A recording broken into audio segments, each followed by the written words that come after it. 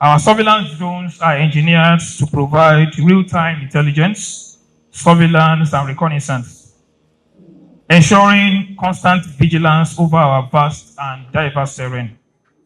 These UAVs are equipped with advanced sensors and imaging technology, enabling them to detect and monitor activities that may pose threats to our national security. As we are all aware, insurgent groups such as Boko Haram have adopted commercial drones just recently for reconnaissance and attack missions. These drones have been used to track and also attack our troops. They've been using these drones to coordinate ambushes and execute crude aerial strikes. For instance, on the 24th of March, 2025, insurgents launched coordinated UAV-assisted attacks on military assets in Wajiroko and Wugo, resulting in casualties and the destruction of military assets.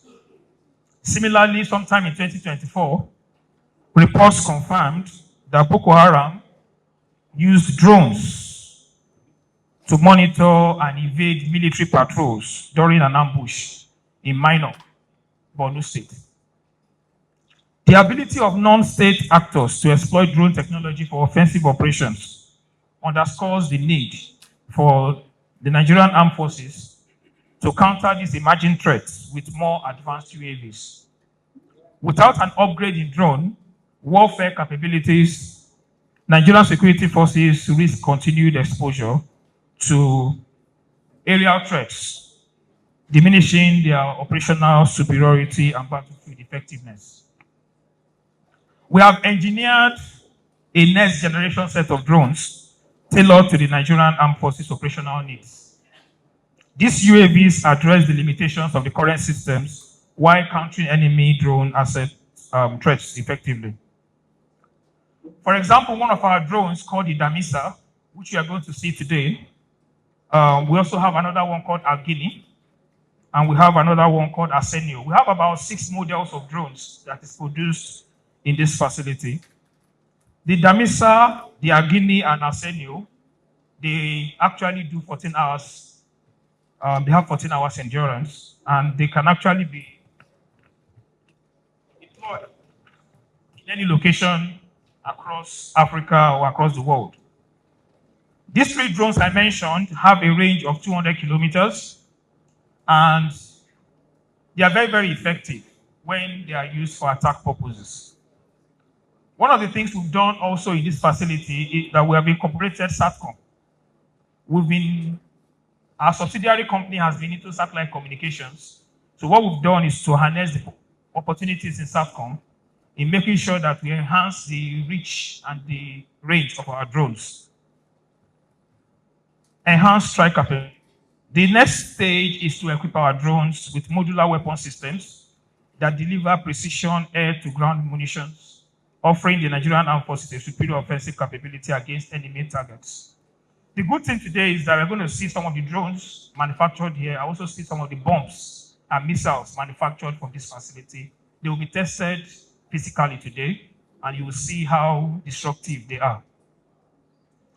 Our drones are currently being integrated with hardware that can detect, track, and neutralize adversarial drones. The Nigerian Armed Forces will gain a decisive edge in counterinsurgency and counterterrorism operations by adopting breach US drones. These UAVs will enhance ISR capabilities, improve force protection, and minimize troop casualties by reducing reliance on manned reconnaissance and strike missions.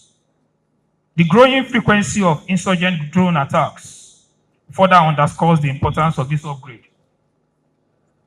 Between January this year and March this year, Boko Haram and ISWAP conducted at least 12 drone-assisted attacks on military convoys and bases, inflicting casualties and disrupting operations. Additionally, the indigenous production of these drones aligns with Nigeria's defense localization agenda, reducing dependency on foreign suppliers and ensuring rapid availability of spare parts and upgrades. In conclusion, It is imperative that Nigerian armed forces adopt rich US drones, our bombs, and our missiles to strengthen the UAV capabilities and counter emerging threats effectively. Let me inform everyone here that the capacities we have here in terms of staff are Nigerian trained engineers. A lot of AFIT graduates are here working full-time, and this underscores the potential we have as a nation. There are a lot of opportunities that we are exploring with our intelligence and also with the capabilities we've been able to pick from the students that have graduated from institutions in Nigeria.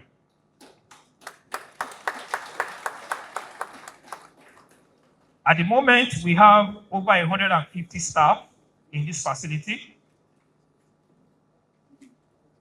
More than 140 are graduates of Nigerian institutions.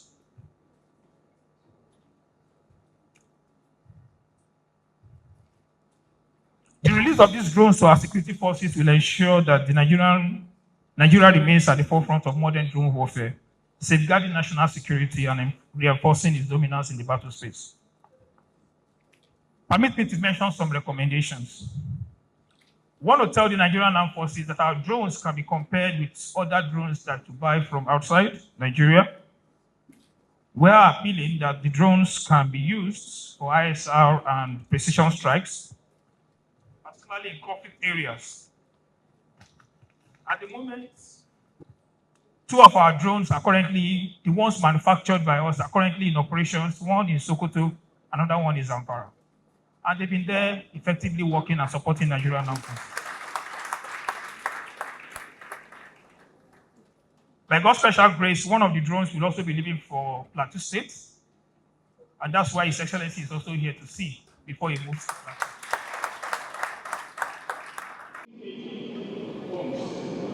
The bombs have been produced already, so that's what we're testing today. We have. That's what the bomb looks like. And these bombs were manufactured by Nigerian students. We rely on the following applications, everything we do here is localized, so we don't have issues of people trying to intercept what they're doing. We're going to show you how it works. Can we move on to that side? Let's go to the production area. Everything is different stages from point down to carbon fiber. Everything is done from there. You can see the wings, you will use the very basic, but it will spray and basically so he has a PhD in moving. What's happening?